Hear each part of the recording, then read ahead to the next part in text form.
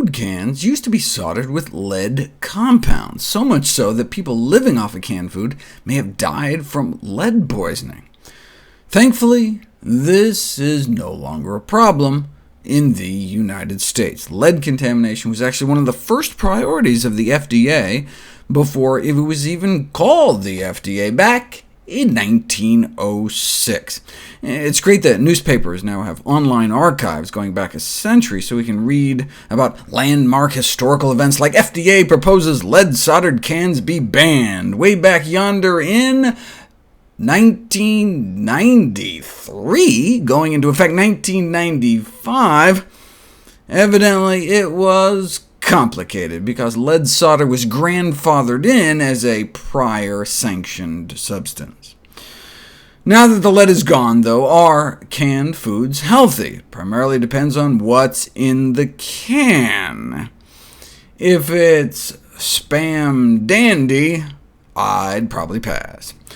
Let's give canned food the benefit of the doubt, though. What about canned fruit? Well, we know fruits and vegetables in general may help protect us from dying from cardiovascular disease, and when it comes to preventing strokes, fruit may be even more protective.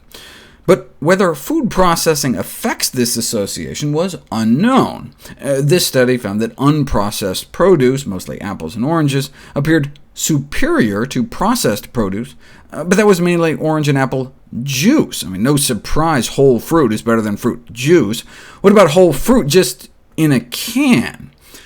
Dietary guidelines encourage all fruit, fresh, frozen, and canned, but few studies have examined the health benefits of canned fruit until now. Canned fruit did not seem able to enable people to live longer. In fact, moving from fresh or dried fruit to canned fruit might even shorten one's life. So maybe dietary guidelines should stress fresh, frozen, and dried rather than canned. Why the difference? Well, there's no more lead, but there is that plastics chemical, BPA, that is used in the lining of most cans, which can leach into the food and might counterbalance some of the fruit benefits. Recently, blood levels of this chemical was associated with thickening of the lining of the arteries going up to the brains of young adults, for example. Canned fruit is often packed in syrup as well, with all that added sugar, and the canning process might diminish some nutrients, potentially wiping out 20 to 40% of the phenolic phytonutrients and about half of the vitamin C. Maybe one of the reasons citrus appears particularly protective against stroke is the vitamin C. It appears the more vitamin C in our diet, the lower our risk of stroke, and the more vitamin C in our bloodstream, the lower our risk of stroke. But how did the vitamin C get in our bloodstream? These people must have been eating a lot of healthy foods, like citrus, tropical fruits, broccoli, bell peppers. Therefore, the observed effect of vitamin C on stroke reduction may simply be a proxy for specific healthy foods that lower stroke risk. How could we tell? Well, we could just give people vitamin C pills instead and see if they work, and they don't. Citrus fruits have all sorts of other compounds associated with lower stroke risk. The whole is greater than the sum of its parts. You can't capture Mother Nature in a pill.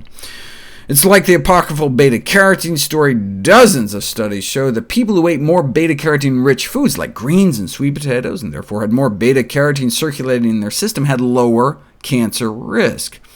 But how much money can we make selling carrots? So they tried giving people beta-carotene pills, and not only did they not work, they may have even caused more cancer. So I assumed this National Cancer Institute researcher would conclude the obvious: produce, not pills.